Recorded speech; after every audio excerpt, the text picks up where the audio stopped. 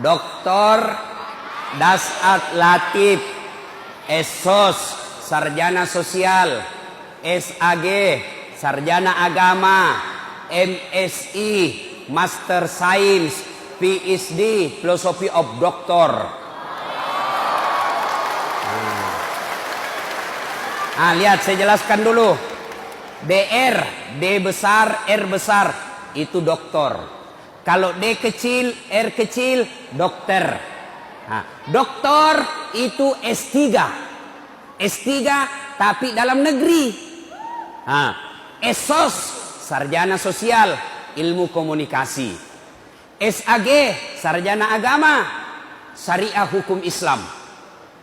MSI, Master Science, yaitu Public Relations. Ya. PhD, PhD, Philosophy of Doctor. Doktor juga, tapi doktornya di luar negeri.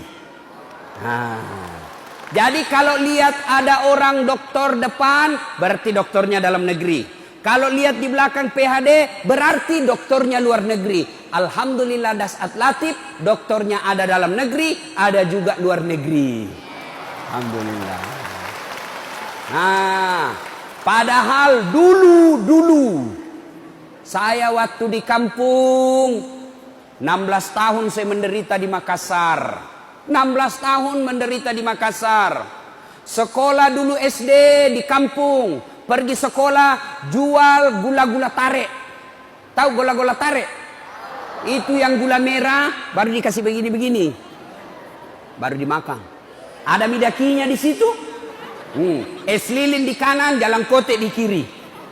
Paling setengah mati jual es lilin kalau musim hujan. Nggak laku.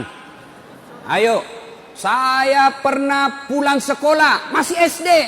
Pulang sekolah, SMP, pulang sekolah. Dari SD, SMP Culu, Duan Panua, naik mobil, pergi ke PK Bata. Lalu masuk ke sawahnya. Yang bapakku kerja sawah. Dari PK Bata ke Sulengka, 5 kilo jalan kaki. Karena tidak mau rusak sepatuku, maka saya ambil itu sepatu, saya pegang. Kenapa? Tahu ku rusak sepatu, maka saya jalan kaki pakai kaki asli kulit. Kulit asli.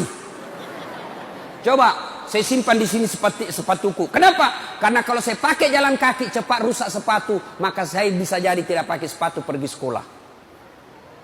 Saya di Makassar kuliah.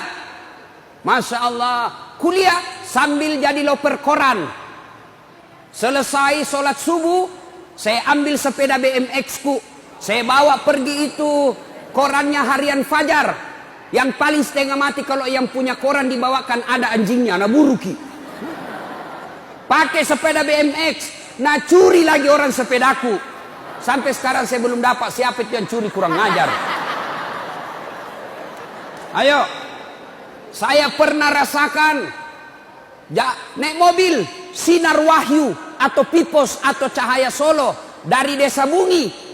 Naik mobil malam-malam ke Makassar, berdiri. Kenapa? Karena bayar setengah. Waktu itu kalau bayar lengkap 5.000 duduk pakai kursi. Karena bayar cuma 1.500 berdiri 8 jam malam-malam.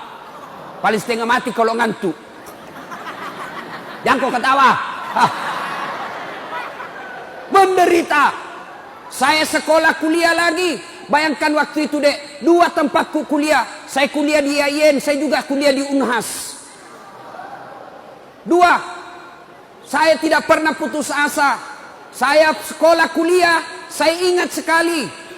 Sospol, PIS 3, ruang 207, lantai 2 FISIP Unhas. Saya kuliah. Keluar kak dari kelas 207. Nah tunjuki ke seniorku, apa nak bilang? Dasat, tidak malu-malu kau itu. Semua bajumu cakar. Tahu cakar?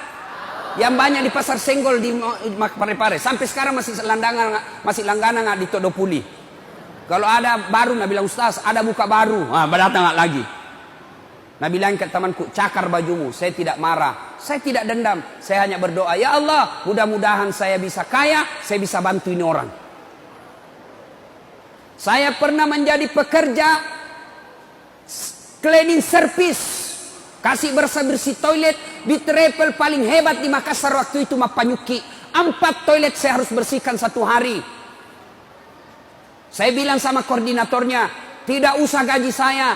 Yang penting kalau ada undian umroh kasih masuk namaku. Mudah-mudahan saya bisa umroh gratis. Sampai tutup itu kantor tidak dapat-dapat.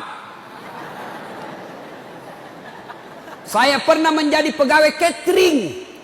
Bawa-bawa nasi. Orang bau-bau yang punya. Namanya Bapak Reza. Depan Masjid Baitul Aman Jalan Harimau. 77B lorongnya. Saya bilang sama Bapak Reza. Saya yang bawa itu nasi tak. Tidak usah kasih gaji saya. Kasih makan kak sama adekku 2 kali 1 hari. Itu saya bawa itu nasi di sepanjang Jalan Sudirman. Masuk ke kantor BCA. Masuk ke Danamon. Masuk ke BRI. Saya bawa nasinya. Gajiku apa? Kasih makan 2 kali 1 hari. Saya pernah rasakan makan coto Jalan Harimau. Ujungnya Jalan Harimau. Depannya toko buku siswa. Jalan Mungisidi. Ada penjual coto di situ. Sampai sekarang masih ada di situ. Saya bilang sama mereka. Beli 1 mangkok. Kasih banyak airnya. Kasih banyak lomboknya. Supaya apa? Sedikit dimakan. Karena kalau pedis kan sedikit dimakan. Tapi saya tidak pernah putus asa. Dulu. Kalau ada pesawat lewat di kampungku. Di atasnya Desa Bungi. Kalau ada pesawat. Saya teriak. Lari-lari. Kapal lalu tu. Kapal lalu tu. Woi. Kapal lalu tu. Kapal lalu tu. Itako. Kapal lalu tu. Masya Allah. Saya berdoa waktu itu. Mudah-mudahan saya bisa naik pesawat sebelum saya mati. Alhamdulillah. Biiznillah. Dengan izin Allah. Dengan pertolongan Allah. Maka alhamdulillah. Kalau saya dulu jalan kaki. Pergi kuliah. Sekarang alhamdulillah. Ada juga mobilku beberapa unit. Yang saya pakai. Tidak tombong, tidak takabur. Yang saya pakai sekarang belum ada 10 seperti itu di Makassar. Dulu saya menjadi cleaning service supaya bisa umroh, tidak dapat.